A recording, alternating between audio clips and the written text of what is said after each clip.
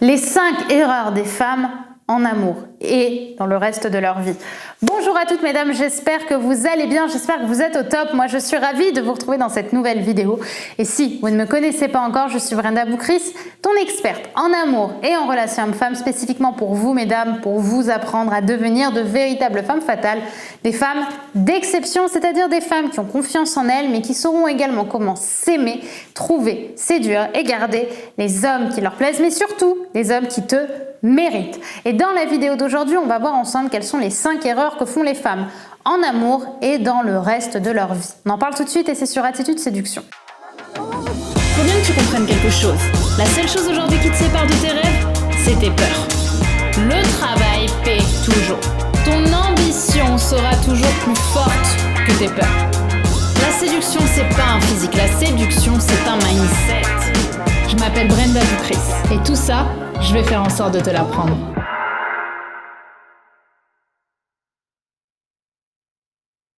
Avant tout, si ce n'est pas déjà fait, je t'invite à t'abonner en cliquant sur le bouton rouge, le bouton s'abonner juste ici, puisque chaque matin, je te publie une nouvelle vidéo autour de la confiance en soi et du leadership au féminin. Et également, si ce n'est pas déjà fait, de télécharger ta formation actuellement offerte, les 5 habitudes de la femme d'exception, qui est disponible juste ici.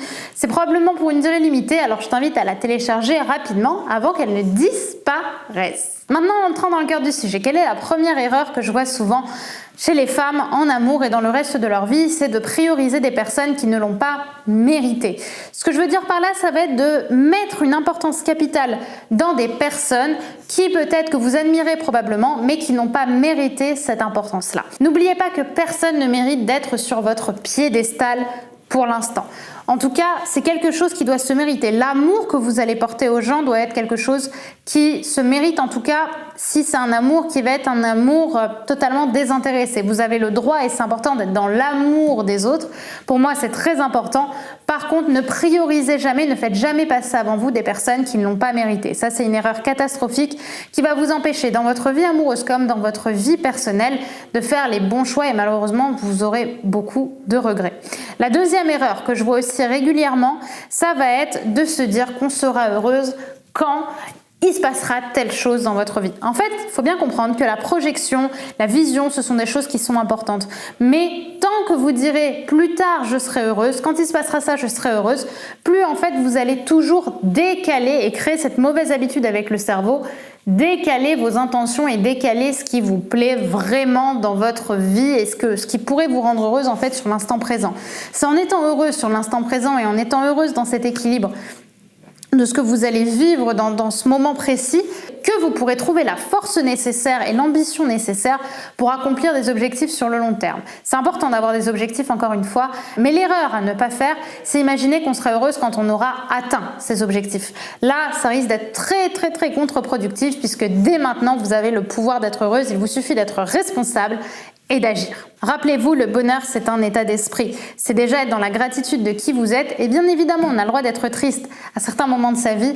Mais évidemment, le principal, c'est d'avoir cette cohérence, cet alignement et vous sentir équilibré et sereine au quotidien. La troisième erreur, ça va être de constamment se plaindre de votre vie amoureuse et des échecs que vous avez eus dans votre vie. Bref, avoir l'impression que votre vie amoureuse n'a jamais commencé et que vous avez fait que des erreurs, que vous n'avez rien appris, rien construit dans votre vie sentimentale.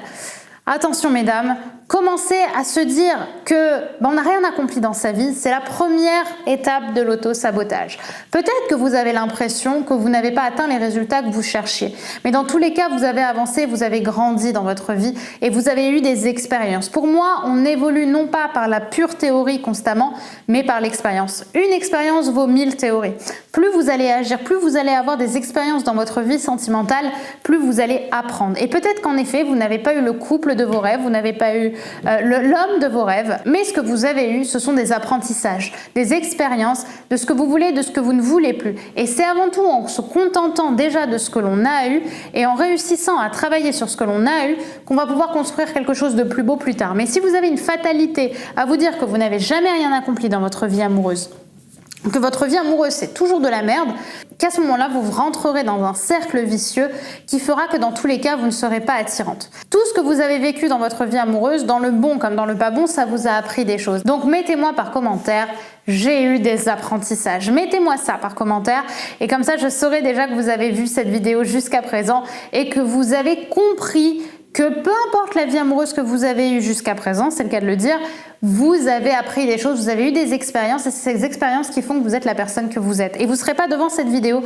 si vous aviez eu une vie différente. Donc soyez dans la gratitude pour ça et oui, vous avez accompli de belles choses dans votre vie sentimentale. Le quatrième point, la quatrième erreur, ça va être une erreur différente. Ça va être l'erreur de penser toujours être dans la plainte. Constamment se dire oui, mais... Ok, une femme pessimiste, c'est l'opposé d'une femme d'exception. Je l'explique dans la formation Femme d'exception.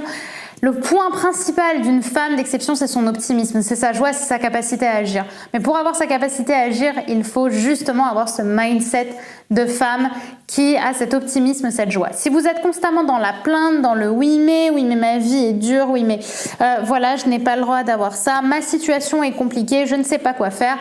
Plus vous allez être dans le oui mais, plus vous allez vous déresponsabiliser une nouvelle fois de la situation, des situations, et moins ce sera attirant pour les gens qui vous fréquenteront, que ce soit des hommes ou des femmes, et avant tout pour vous-même. Soyez dans un mindset optimiste, putain, soyez dans la lumière, soyez dans le ok, ce qui m'arrive c'est pas cool, mais qu'est-ce que je peux faire pour changer les choses? Parce que si vous restez dans la plainte, vous allez rester comme ça tout le temps, et la vie va défiler devant vous et vous ferez rien. Et un jour, vous allez vous réveiller à 40 ans, ou à 60 ans, ou à 80 ans, et vous direz putain, j'ai raté ma vie.